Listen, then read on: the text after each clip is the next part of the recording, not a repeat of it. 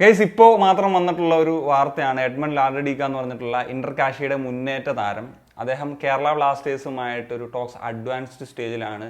അപ്പം സൈനിങ് നടക്കാനുള്ള പോസിബിലിറ്റിയൊക്കെ വളരെ ഹൈ ആണ് എന്നുള്ള തരത്തിൽ ഇപ്പോൾ 90 സ്റ്റോപ്പേജ് ആണ് ഈ കാര്യം റിപ്പോർട്ട് ചെയ്യുന്നത് എന്നുള്ളതാണ്. 26 വയസ്സുകാരനായിട്ടുള്ള താരം കഴിഞ്ഞ 2 സീസണുകളായിട്ട് ഇന്റർ കാഷിയിലാണ് കളിച്ചുകൊണ്ടിരിക്കുന്നത്. പ്രത്യേകിച്ച് ഇപ്പം കഴിഞ്ഞ BFCക്ക് എതിരെയുള്ള ഇന്റർ കാഷിയുടെ മത്സരം നിങ്ങൾ കണ്ടിട്ടുണ്ടെങ്കിൽ മനസ്സിലാവും. ഇന്റർ കാഷിയുടെ മെയിൻ മാൻ തന്നെയായിരുന്നു എഡ്മണ്ട് എന്നുള്ള കാര്യത്തിൽ സംശയമില്ല. അത്രത്തോളം ആ ഒരു ടീമിന് ഒരു ഇമ്പോർട്ടൻ്റ് ആയിട്ടുള്ള താരമായിരുന്നു എന്നുള്ളത്.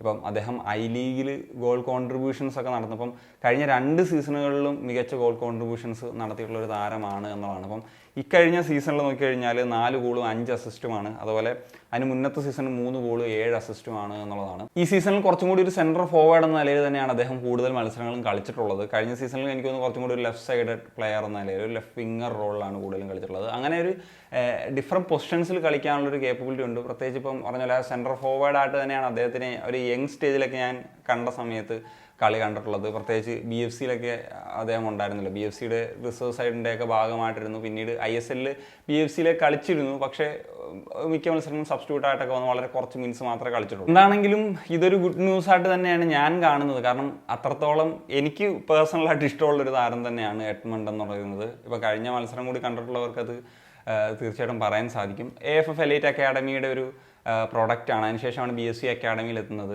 പിന്നെ അദ്ദേഹം ലോണിൽ ഈസ്റ്റ് ബംഗാളിലൊക്കെ കളിച്ചിരുന്നു. ലോണിലാണ് ആദ്യം അദ്ദേഹം ഇന്റർ കാഷിയിലേക്ക് പോയത്. ശേഷം ഒരു പെർമനന്റ് ഡീലിൽ ഇന്റർ കാഷി അടുത്താണ്.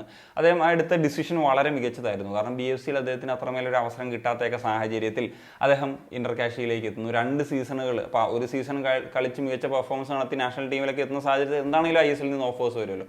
എന്നിട്ട് കൂടി ഒരു സീസൺ കൂടി അദ്ദേഹം ഇന്റർ കാഷിയിൽ തുടരാമെന്നുള്ള തീരുമാനത്തിലേക്ക് എത്തി. വീണ്ടും അദ്ദേഹത്തിന് ആ ഒരു സക്സസ് കണ്ടെത്താനായിട്ട് സാധിച്ചു. അതിപ്പോൾ അദ്ദേഹത്തിന് ബെറ്റർ ആയിട്ടുള്ള ഓഫേഴ്സ് എന്താണെങ്കിലും വരും. അപ്പം KBFC അദ്ദേഹത്തെ ചൂസ് ചെയ്യുക എന്ന് പറയുന്നൊരു തീരുമാനത്തിലേക്ക് എത്തിയത് മികച്ച കാര്യം തന്നെയാണ്. പ്രത്യേകിച്ച് ഞാൻ പറഞ്ഞല്ലോ, നാഷണൽ ടീമിൽ വരെ അദ്ദേഹത്തിൻ്റെ ലീഗിൽ പെർഫോമൻസ് വെച്ചിട്ട് എത്താൻ സാധിച്ചു എന്നുള്ളതാണ്. നാഷണൽ ടീമിലാണെങ്കിലും ആ ഒരു ഫയറുള്ള പ്ലെയറാണ്, ആ ഒരു ഇമ്പാക്റ്റുള്ള പ്ലെയറാണ്. പിന്നെ പറഞ്ഞല്ലോ ഗോൾ കോൺട്രിബ്യൂഷൻസ് വളരെ ഇമ്പോർട്ടൻ്റ് ആണ്. ഇപ്പോൾ KBFCയുടെ കാര്യം എടുക്കുമ്പോൾ ഇന്ത്യൻ പ്ലേയേഴ്സിൻ്റെ ഗോൾ കോൺട്രിബ്യൂഷൻ എപ്പോഴും ഒരു പ്രശ്നമാണെന്ന് പറയുന്നിടത്ത് അങ്ങനത്തെ ഒരു പ്ലെയറിനെ കൊണ്ടുവരിക എന്ന് പറഞ്ഞാൽ വളരെ പ്രധാനപ്പെട്ട കാര്യമാണ്. പിന്നെ ഇദ്ദേഹം വരുന്നൊരു സമയത്ത് എന്താണെങ്കിലും ഇഷാൻ പണ്ഡിത പോകുമെന്നുള്ള കാര്യം ഏതാണ്ട് ഉറപ്പാണ്. അദ്ദേഹത്തിൻ്റെ കോൺട്രാക്റ്റൊക്കെ തീരാൻ നിൽക്കുകയാണ്. പിന്നെ ഈ നമ്മുടെ പുതിയ പരിശീലകൻ ഒരു ഡിഫൻസിനൊക്കെ ഒരു പ്രാധാന്യം കൊടുക്കുന്ന പരിശീലകനാണെന്നുള്ളതാണല്ലോ നമ്മൾ ഫസ്റ്റ് ഇംപ്രഷൻ എന്ന നിലയിൽ മനസ്സിലാക്കുന്നത്. അപ്പം ആ സാഹചര്യത്തിൽ ഈ അറ്റാക്കിങ്ങിലെ ഏതൊക്കെ പ്ലേയേഴ്സ് പോകും, ഇങ്ങനെയൊക്കെയുള്ള കാര്യങ്ങൾ നോക്കണം. ഇപ്പം വിദേശ താരങ്ങളിൽ ഏതെങ്കിലും കുറച്ചിട്ട് അദ്ദേഹം മിഡ്ഫീൽഡിലോ അല്ലെങ്കിൽ ഡിഫൻസിലോ അങ്ങനെ ഒരു അഡീഷൻസൊക്കെ നടത്തുമോ എന്നുള്ളൊരു ചോദ്യമുണ്ട്. എഡ്മണ്ട് എന്താണെങ്കിലും ആദ്യ 11-ൽ തന്നെ കളിക്കാൻ കേപ്പബിൾ ആയിട്ടുള്ള ഡിസേർവിങ് ആയിട്ടുള്ള ഒരു പ്ലെയർ ആണല്ലോ. അപ്പം അതെന്താണെങ്കിലും ഇപ്പോൾ സൂപ്പർ കപ്പിൻ്റെ അവശേഷിക്കുന്ന മത്സരങ്ങളും അല്ലെങ്കിൽ ഇതൊക്കെ നമുക്ക് തീർച്ചയായിട്ടും പുതിയ പരിശീലകനായിട്ടുള്ള ഡേവിഡ് കാറ്റ്ലയുടെ ഒരു കാര്യത്തിൽ തന്നെ ആയിരിക്കും എന്താണ് അദ്ദേഹത്തിൻ്റെ ആവശ്യം എന്നുള്ളതൊക്കെ വെച്ച് പോലും ഇരിക്കും എന്നുള്ളതാണ്.